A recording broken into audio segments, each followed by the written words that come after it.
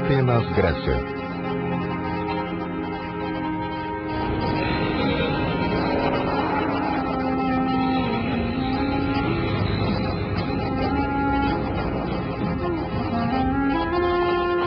Museu Arqueológico Nacional. In the last scenes of a very famous movie, The Lost Ark of the Covenant, the box that once held the Ten Commandments is crated and abandoned in the basement of a warehouse. Os Caçadores da Arca Perdida, Paramount Films.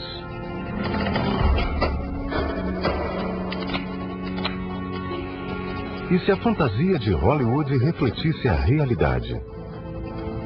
Isso significaria que, escondida em algum canto, existe a prova tangível da história que a Bíblia chama de Êxodo.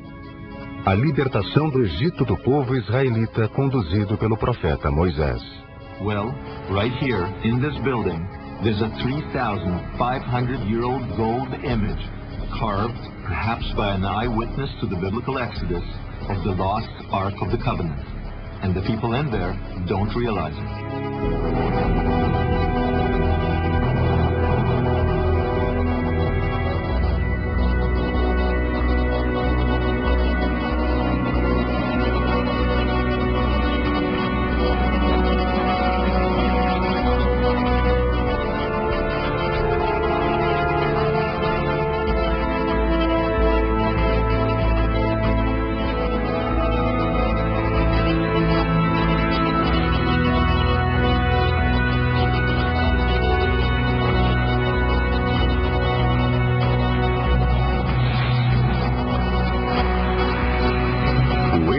Decifrado.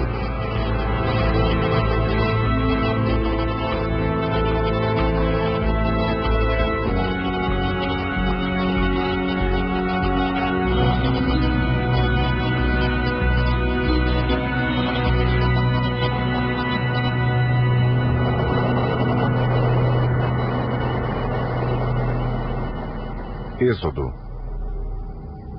Há milênios que esse épico da Bíblia vem instigando a imaginação humana. Teria mesmo acontecido? When it comes to the Exodus, we have no evidence that it happened, and a good deal of evidence that it didn't. They made it up.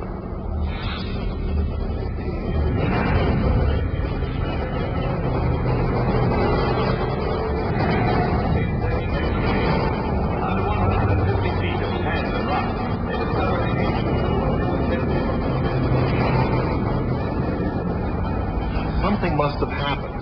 I can't explain what happened, but it shaped ancient Israel's identity, and therefore I can't dismiss it as a fairy tale. In the famed Valley of the Kings, where 60 Egyptian pharaohs were buried, it's the splendor the world has never equaled. Archaeologists, what can you dig up which is going to prove the Exodus?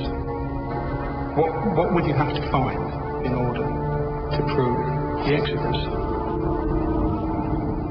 The Exodus story is at the very heart of Christianity, Judaism, and Islam. For thousands of years, believers have treated it as historical fact. But in the past few decades, scholars have called the story a fairy tale. I'm James Cameron, and I know a filmmaker who for nearly a decade has been on a mission to answer a 3,000-year-old question. Is the Exodus fact or fiction? His name is Simcha Jakubowicz, and he's a two-time Emmy winner in investigative journalism. He claims that scholars have missed the archaeological evidence that's hiding in plain sight. More than that, he seems to have come up with the goods by putting together the long-forgotten pieces of the ultimate archaeological mystery.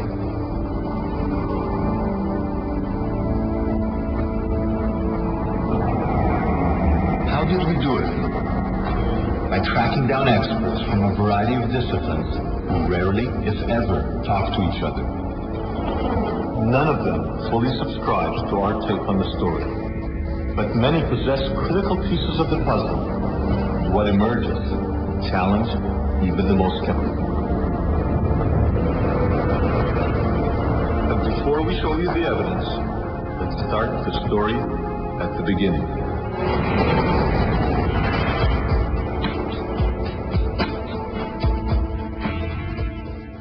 A história da Bíblia começa quando o patriarca hebreu Jacó, fugindo da seca de Canaã, hoje Israel, mudou-se para a terra da fartura, a terra das pirâmides, o Velho Egito.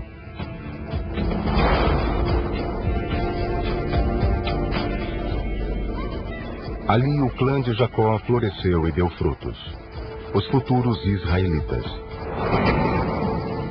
Tanto que o filho de Jacó, José, tornou-se tão poderoso quanto os governantes do Egito, os faraós.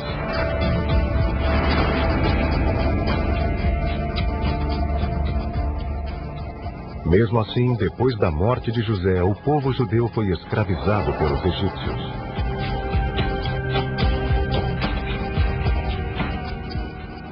Mais de um século depois, os egípcios, com medo de uma revolução, instituíram a política de afogar todas as crianças judias do sexo masculino. Foi nesse contexto que nasceu o tataraneto de Jacó. A família escondeu o bebê entre as plantas de papiro, onde foi achado pela filha do faraó. A princesa adotou a criança e deu-lhe o nome de Moisés.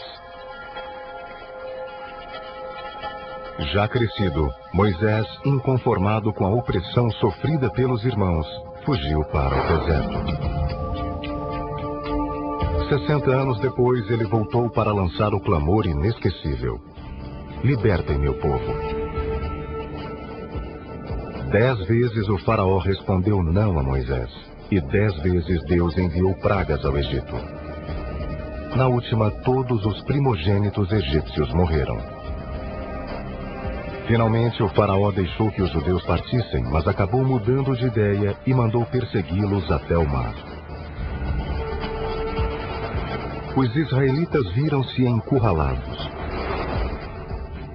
Mas o impossível aconteceu. O mar se abriu e os perseguidos puderam cruzá-lo a pé. A seguir, Moisés conduziu seu povo ao Monte Sinai, onde ele recebeu os 10 mandamentos ou leis sagradas que deviam ser levadas à terra prometida. Most scholars believe the story is a myth. So even when the evidence is staring them in the face, they ignore it. The most dramatic example of this took place in 1947 when archaeologist Henri Chevrier found pieces of a broken stone monument, or stela, dating to a pharaoh named Ahmose, around 1500 before the Common Era, or BCE. Incredibly, the Ahmose stela is covered in hieroglyphic inscriptions that mirror the biblical tale. Hoje ela está abandonada no porão do Museu do Cairo, e todas as nossas tentativas de vê-la foram infrutíferas. Através da descrição de Chevrier, nós reproduzimos a pedra e chamamos um dos maiores egiptólogos para examiná-la. We have this very interesting stela, which is dated to the reign of Ahmose. It records a tremendous catastrophe that happened to Egypt. We're not quite clear what it was, but it involved rain and thunder and lightning and such a storm that rarely happens in northeast Africa. I mean, that's a dry area. It sounds peculiar to me that the biblical tradition preserves the memory of plagues, which involve climatic cataclysms. And here we have, from the very time, this curious stela. A curiosa estela podia realmente ser a chave do enigma do Êxodo. Olhemos mais de perto.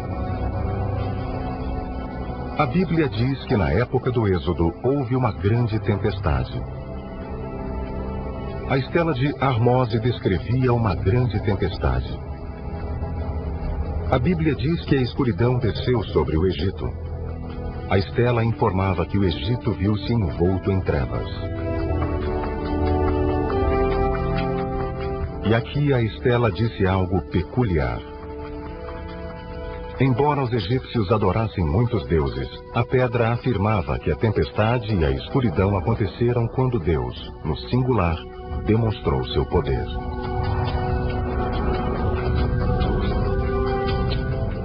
The Bible describes Pharaoh but never names him.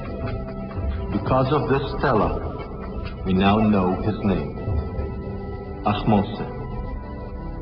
And now that we know who he is, maybe it's time that we met him.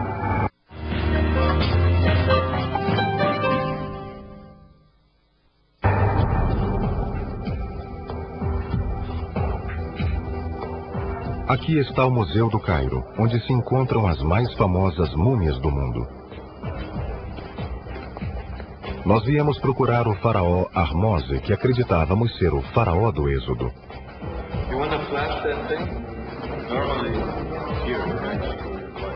A princípio não conseguimos localizá-lo, mas encontramos o pai dele, Segenen Retal II.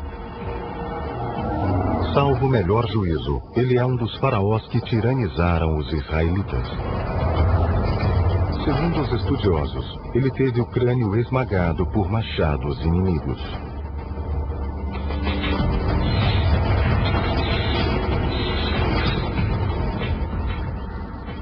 Talvez os inimigos fossem israelitas que esmagaram a múmia quando partiram para o Êxodo. Prosseguindo em nossa busca, foi difícil localizar Ahmose, porque houve um engano nos arquivos. Conseguimos localizar uma de suas mulheres no meio do pó da reforma do museu. Hi, is it possible to reveal the wife of Ahmose?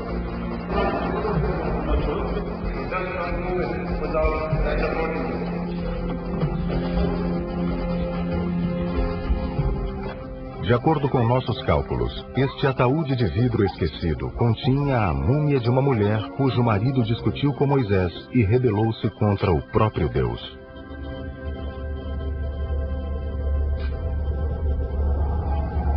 Por fim, localizamos o faraó Ahmose. Eis o homem que desafiou Moisés.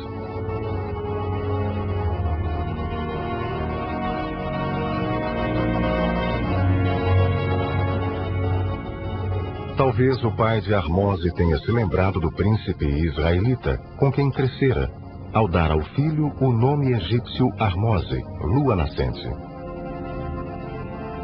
Isso está fundamentado no fato de que, em hebreu, Ahmose significa irmão de Moisés.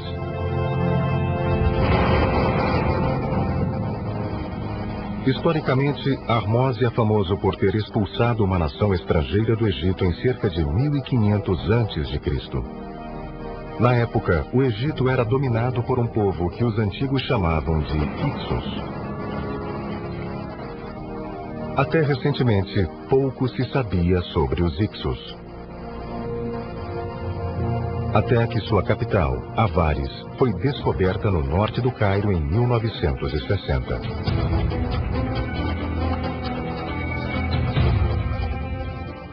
Ninguém até agora conseguira permissão para filmar Avaris. Mesmo para visitá-la, precisávamos da ajuda do governo egípcio. O problema é que no turbulento Oriente Médio, a descoberta de objetos bíblicos poderia incitar Israel a reivindicar a posse da área. Em resumo, o Êxodo é um assunto delicado no Egito. Assim, não mencionamos Moisés e garantimos que nosso interesse estava centrado no faraó Ahmose e no povo Hykso que ele expulsara. Após meses de negociações, finalmente obtivemos permissão de filmar em Avaris.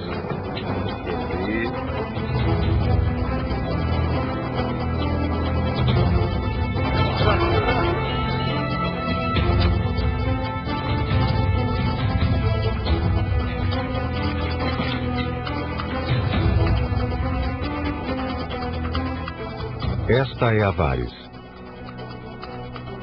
Uma cidade cercada de muralhas e pontilhada de palácios.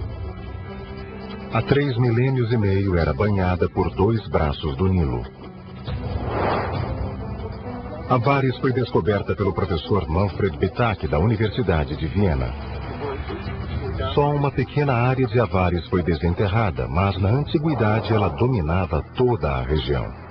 Avaris itself was much bigger. It was 250 hectares, so it extended from here to the east about 2 kilometers, and from here to the south perhaps even 1 kilometer.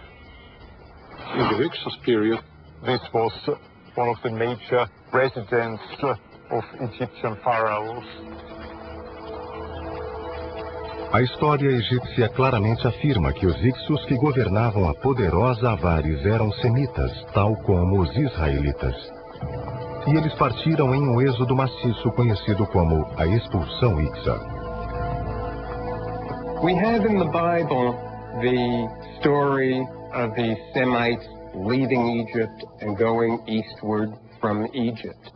At the same time, independent of the Bible, we have a story of the Hyksos being expelled from Egypt. I think definitely the two stories are related. They're describing the same event from different viewpoints. If the Hyksos expulsion and the biblical Exodus are really one and the same event, then perhaps we can find a long sought-after proof for the biblical Exodus during the Hyksos period.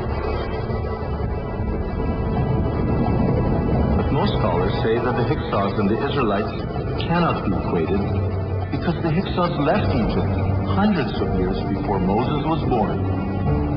These scholars also say that the chronology of ancient Egypt cannot be tampered with. You can play with Egyptian dates. You can move them up maybe 10 years and down 10 years, but you can't move up and down 50 or 100 years. That's not possible. And yet many people try to do that. They try to adjust chronology to fit their predetermined notion of biblical history. You can't do it. But maybe we have to. What if scholars are placing the Exodus in the wrong time period? Imagine the confusion if in the future scholars date World War II to the 1990s. They'll never find any evidence that it actually happened. Currently, most scholars date the Exodus to 1270 BCE during the reign of Pharaoh Ramses II. But some scholars are now breaking with that consensus. The Bible gives information that would put the Exodus about 480 years before the early years of Solomon, in the middle of the 15th century BC. Pelos cálculos do professor Benson, o êxodo teria acontecido em 1470 a.C., a menos de 100 anos da data tradicional da expulsão Hyksa. Duas datas próximas demais para serem descartadas como coincidência. Assim, a nova data do êxodo seria aproximadamente 1500 a.C.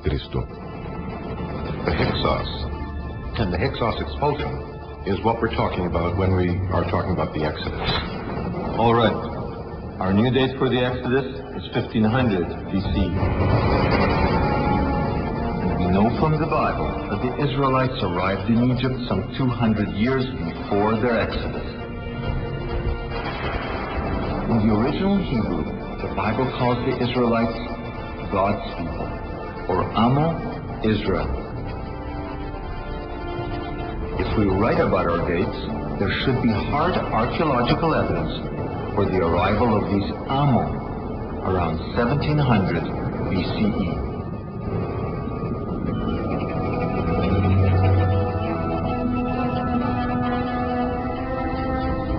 A 400 quilômetros ao sul de Avaris ficava a tumba de Beni Hassan. Ela data de 1700 a.C. Como ninguém procurou provas do êxodo nesse período, a tumba nunca foi ligada à história bíblica. Contudo, aqui havia uma pintura perfeitamente preservada, que registrava uma velha imigração para o Egito, saindo da área da moderna Israel.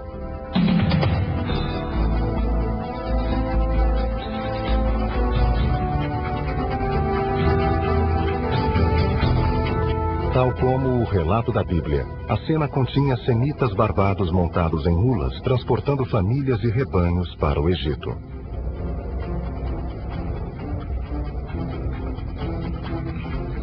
À semelhança dos israelitas bíblicos, eles usavam túnicas coloridas. A inscrição hieróglifa nesta parede chamava o povo de Amo, povo de Deus. Observando o lugar certo no período adequado, fomos os primeiros a descobrir uma verdadeira fotografia da imigração judaica para o Egito.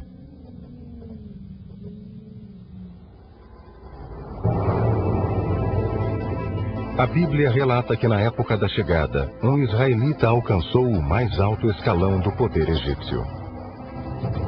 Seu nome era José, filho de Jacó, ou Jacó para nós. Ele era tão poderoso que usava no dedo o selo da autoridade suprema. Achar o selo de José em Avares seria uma prova de que os israelitas chegaram lá exatamente como informava nossa linha do tempo. Mas isso equivaleria a encontrar uma agulha em um palheiro arqueológico de 3.700 anos.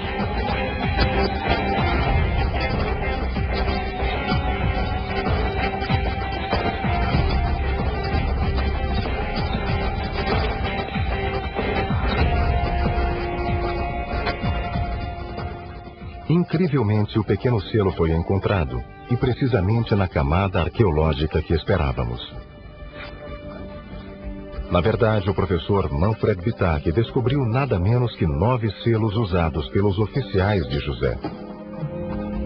Em cada um estava escrito o nome Yaakov, o pai de José. It's very strange that we found 9 seals with the name Jacob here. It's a biblical name, by the way. The original was probably mounted on a ring worn on the finger, and this gives us a new puzzle. Seria mesmo um enigma? Não para quem usasse nossa cronologia. Pela primeira vez, o nome hebraico aparecera em um selo real egípcio ligando diretamente Avares à Bíblia. Mas o professor Bitak quis evitar a cronologia bíblica. Achava-se sob cerrada vigilância das autoridades egípcias que isolaram Avares dos olhos do público.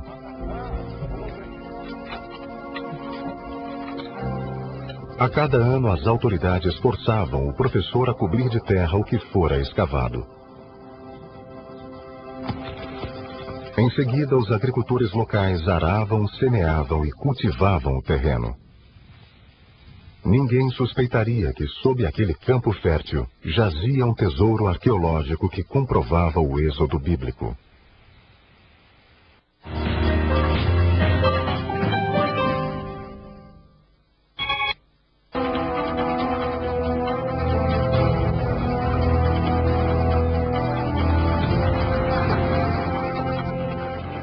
Depois de acharmos provas da chegada dos israelitas ao Egito e de sua ascensão ao poder, procuramos indícios de que eles teriam sido reduzidos à escravidão, o que os instigou a deixar o país.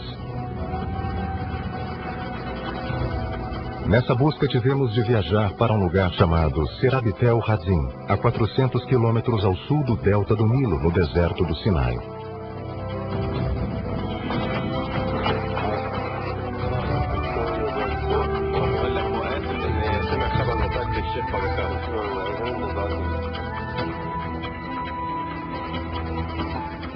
Por milhares de anos, os egípcios extraíram turquesas dessa área.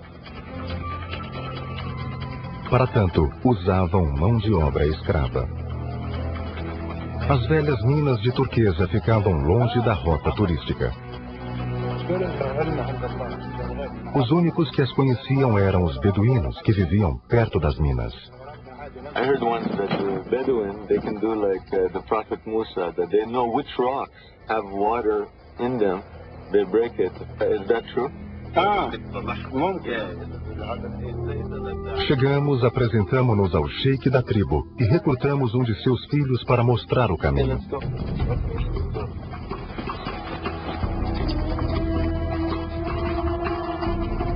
Soubemos deste lugar a partir de textos publicados em revistas pouco conhecidas.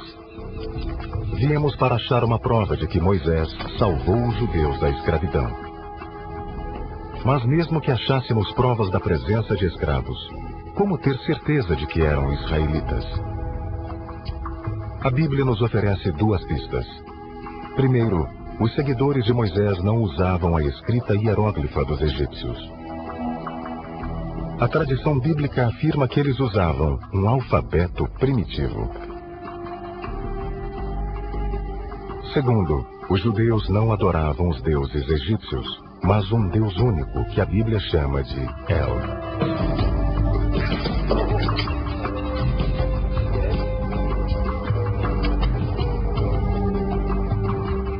Para comprovar nossa linha do tempo, precisávamos encontrar ao menos uma inscrição alfabética feita por escravos há cerca de 3.500 anos.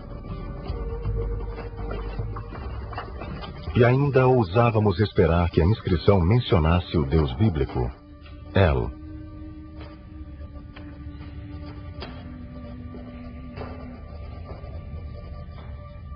E, de fato, havia inscrições de escravos.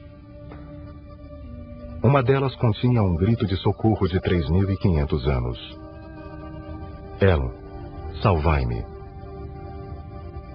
This is the writing of a slave who worked in this mine. You can still see the chiseled marks, which were part of the forced labor that the author of this inscription was involved in. And he wrote his cry to God, saying, help me, don't forget me. Here, where he worked and he slept and he probably died.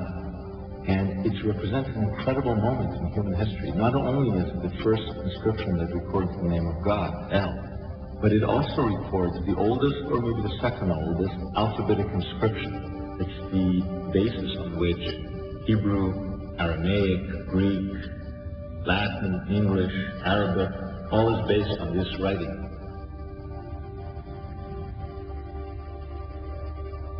Pretty incredible that after all these years we would be here to record this man's cry.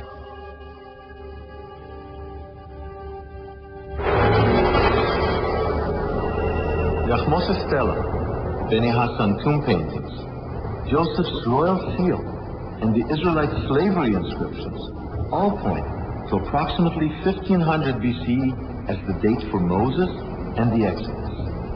If our date is correct, then there's something else that we have to factor in. Around 1500 BCE, people living along the Mediterranean experienced one of the most cataclysmic events in history, the eruption of the Santorini volcano in modern Greece. This eruption may be another crucial clue for decoding the biblical Exodus. Esta é a ilha de Santorini, a 700 quilômetros da costa egípcia no Mediterrâneo. É literalmente a boca de um vulcão.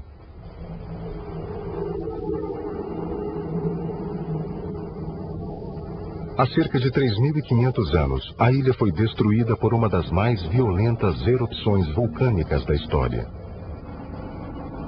A fúria do vulcão causou a extinção total da civilização minoana, que uma vez aqui floresceu. A montanha cuspiu um mundo de cinza e lava 40 quilômetros acima e 200 quilômetros adiante. O estrondo da eclosão deu a volta à Terra 10 ou 12 vezes. To put this in perspective, an eruption like Santorini would be hundreds to thousands of times stronger, more explosive than the atom bomb that was dropped on Hiroshima. The energy of that eruption was so immense, you would have had these huge explosions that were happening, and you'd hear crack, crack, crack. For hundreds of kilometers, people around would listen to it. We were getting earthquakes, probably magnitude 3, 4, maybe even 5 or higher, that were happening extremely rapidly. And it would have been, I'm sure, to the people living there as if the world was coming to an end.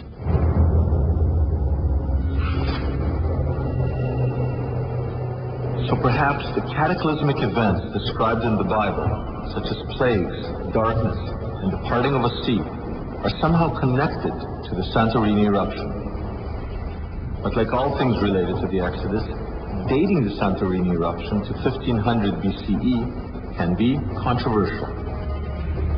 People have been arguing about the dates of Santorini. Volcanologists and geologists would date the eruption in the 1600s BC. Archaeologists tend to date it in the 1500s BC.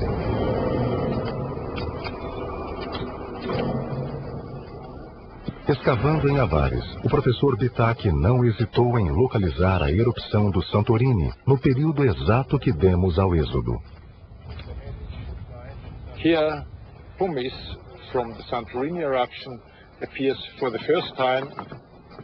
So from archaeological point of view, it looks very much as if the eruption happened early in the 18th dynasty, let us say around 1500 BC. Yakubovich's chronology machine has now synchronized a pharaoh named Ahmose, the Hyksos expulsion, the Exodus, and the Santorini eruption. It appears that the Exodus code has finally been cracked. If Yakubovich is right, we can now explain the science underlying the biblical story.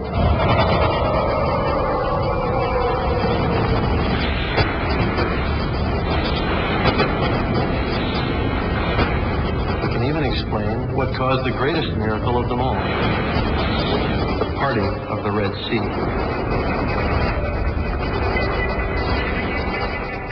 We can then trace the biblical map and discover the real Mount Sinai, where the Exodus story came to a climax, when Moses received the Ten Commandments and placed them in the now lost Ark of the Covenant.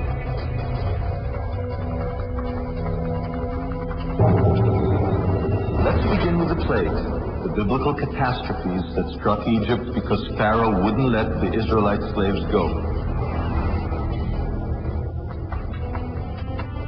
Até agora, ninguém chegou a uma explicação científica de todas as 10 pragas.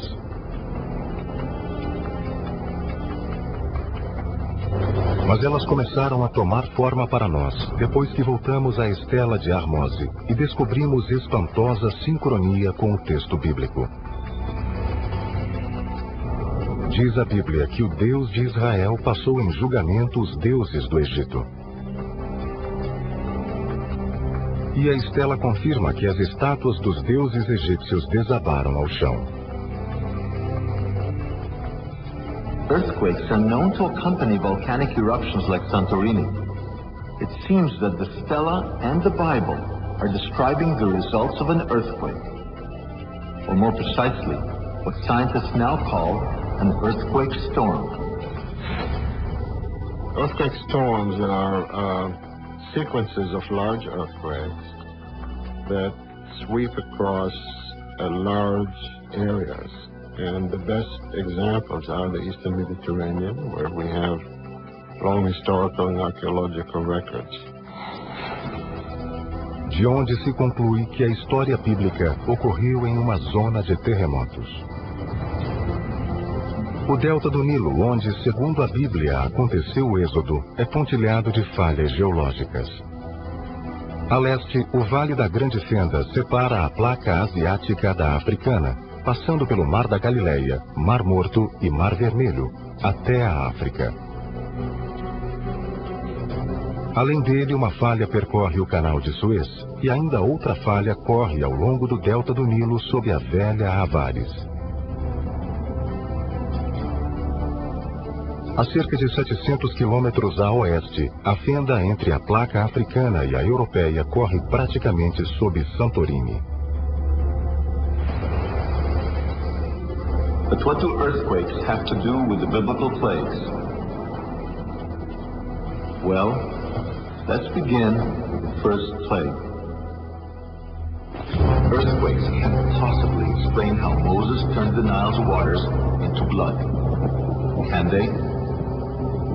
In fact, they can, when they trigger gas leaks. And we don't have to go back 3,500 years to prove the point.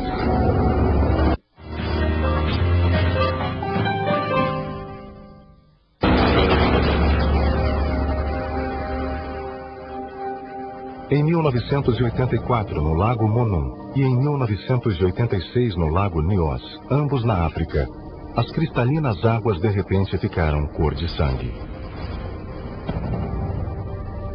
O mistério foi solucionado quando o professor George Klein explicou o fenômeno como um vazamento de gás subterrâneo. What was happening was that the bottom waters contained very high concentrations of iron, dissolved iron.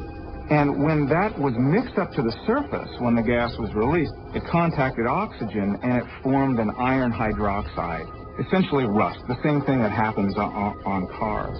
And that rust was what caused the reddish, brownish color at the surface of the lake.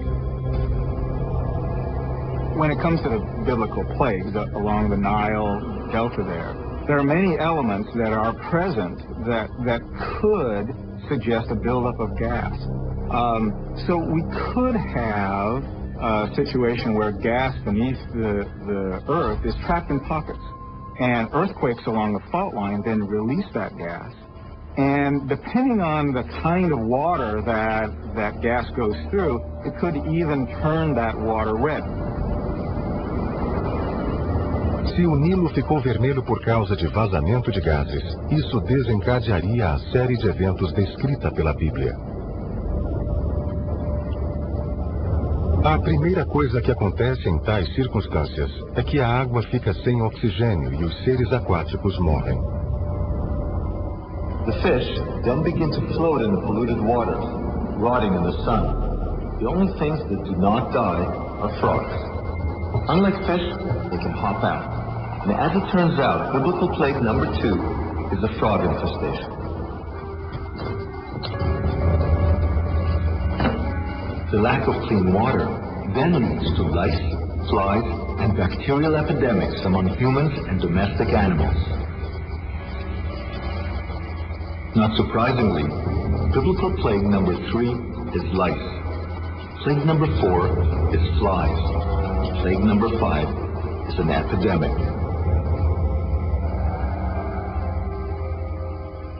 Plague 6 is boils and blisters, man and beast.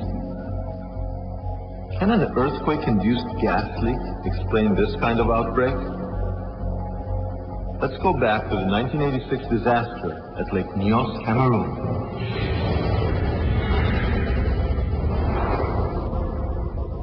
Nessa época, os moradores desenvolveram estranhas bolhas e queimaduras. Acontece que dióxido de carbono misturado com ar deixa as pessoas em coma, reduzindo a circulação e induzindo a formação de bolhas, conforme descrito na Bíblia como sexta praga. Despite the first 6 plagues, the Bible records that Pharaoh still refused to let the Israelite slaves go. So Egypt was now struck by plague number 7, hail. And it was a very unusual hail, involving ice and fire mixed together. To this day, rabbis teach that the biblical description is no metaphor. The 7th plague was the plague of hail, but the Bible describes hail in a very unique manner. The hail was together with ash, with fire. The idea being that the fire and the ice commingled together, they coexisted together. The Bible then describes God as making a miracle within a miracle, taking opposites in nature and having them coexist together.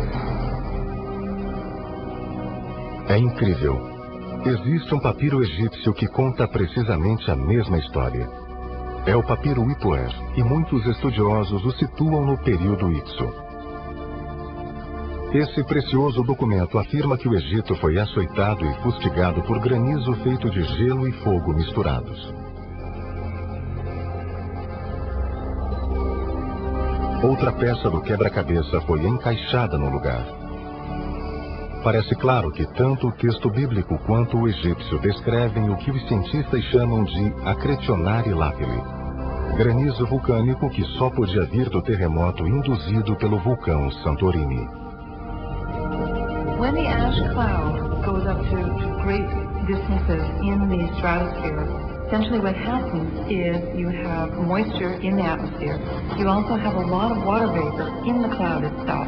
So small fragments of ash and crystals actually form a nucleus, something very similar to a hailstone. In other words, Egypt experienced fire and ice raining from above, just as the Bible describes. It seems that earthquakes and the resulting volcanic and gas eruptions neatly explain the first 7 biblical plagues. They also explain plague number 8, locusts. Locusts migrate in swarms. There can be between 40 and 80 million adult locusts in each square kilometer. Cold weather produces a drop in their body temperature and makes them land en masse. The volcanic hail and the weather disruptions caused by the Santorini eruption would have forced great clouds of locusts, which are common in this part of the world, to suddenly land in Egypt. As the hailstorm cleared and the temperature rose, so did the locusts, exactly as the biblical account describes. Gripped by earthquake storms and their consequences, Egyptians were now going to experience the last phase of the Santorini eruption, or what the Bible calls plague number 9, darkness.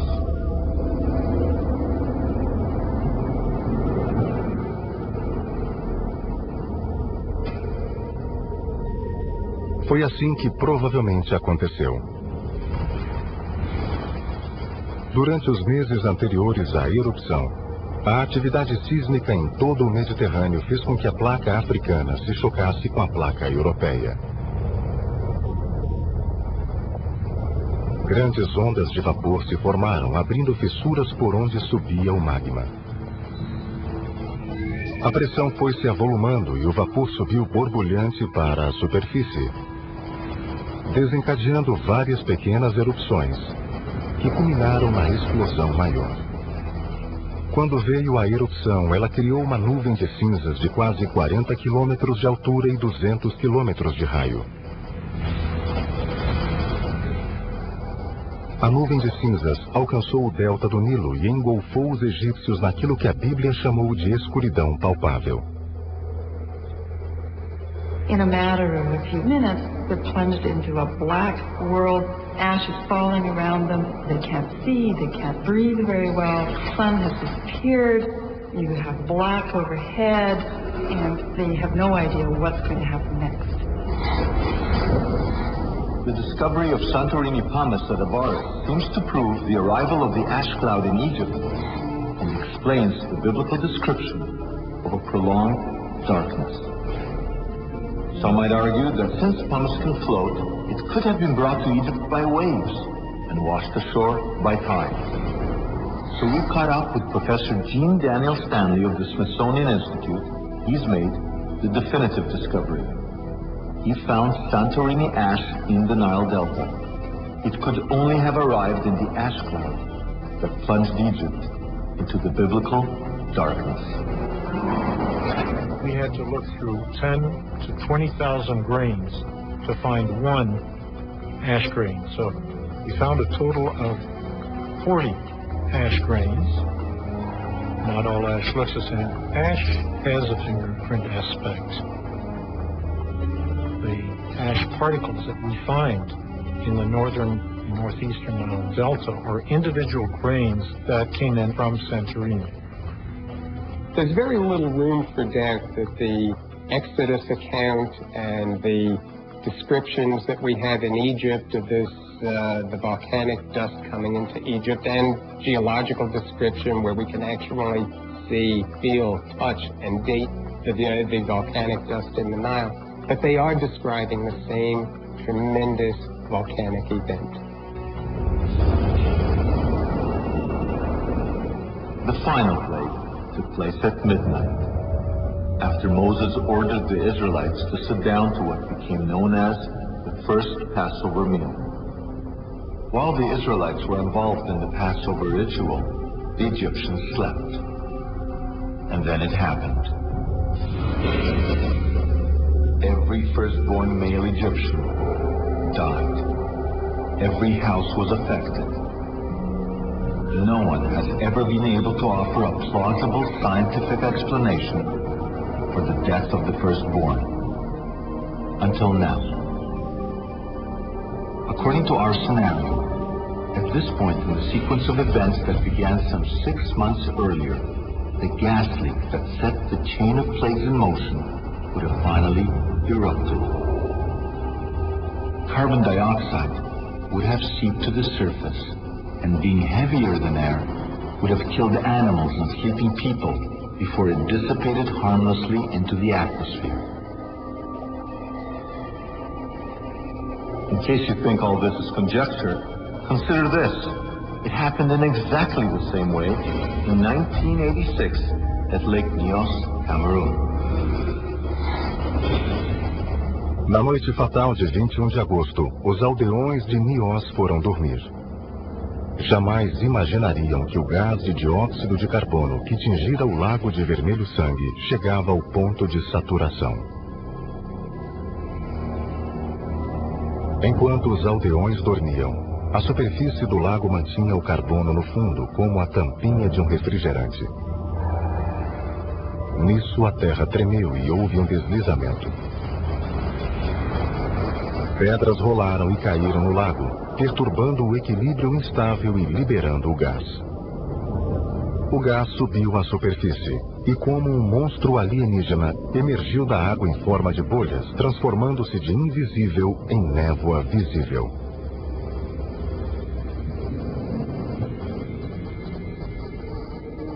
A névoa rolou pelo lago e invadiu a terra, sufocando o que encontrava pelo caminho.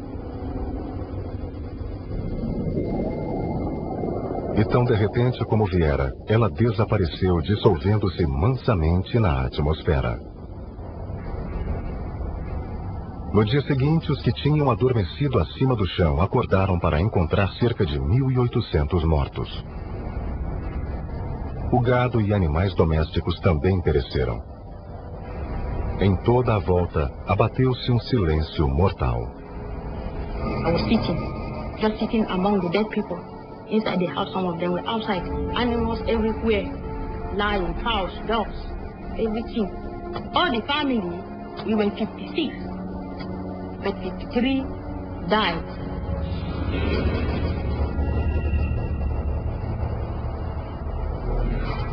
After the death of the firstborn, Pharaoh finally relented, letting Moses take his people out of Egypt. According to the Bible, what made Pharaoh give up was the selectivity of the death. The fact that it was only male firstborn who died. It was this selectivity that demonstrated to him that God himself was involved. How can we account for this? Well, Egyptian firstborn males had a privileged position. They were the heirs to the throne, to property, title, and more. They slept on Egyptian beds, low to the ground, while their brothers and sisters slept on rooftops, sheds, and in wagons. The Israelites sitting up at their first Passover meal did not feel a thing, while the low-traveling gas suffocated the privileged Egyptian males sleeping in their beds. This conclusion is backed by the archaeology.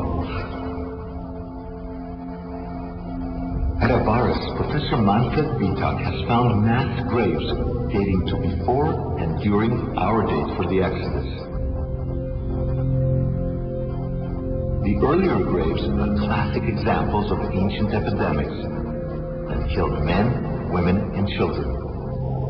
But at the time of the Exodus, the mass grave he found has only males in it. Here you see bones of burials from the early 18th dynasty.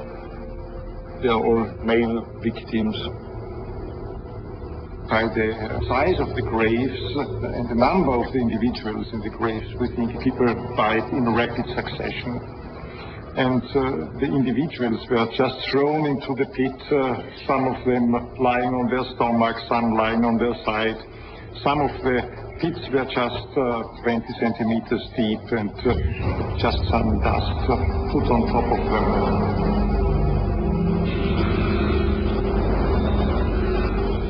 The Bible says that Pharaoh's son also died during the plague of the firstborn. Since we claim that Ahmose is the pharaoh of the Exodus, we should be able to prove that Ahmose's son died young.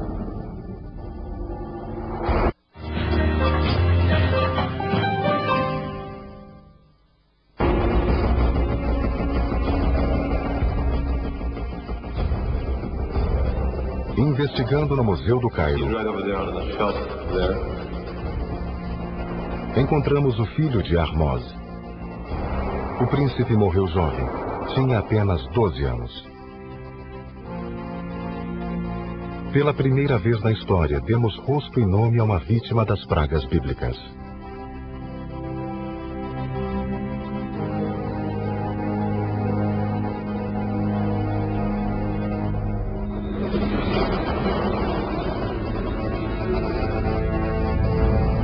It seems that the Bible, geology, and archaeology are all telling the same story.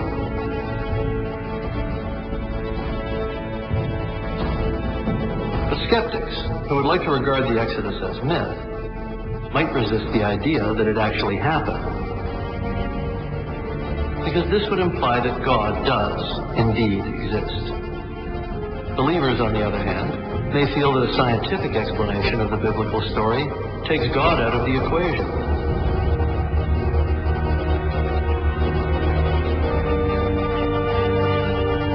But in the book of Exodus, God does not suspend nature. He manipulates it.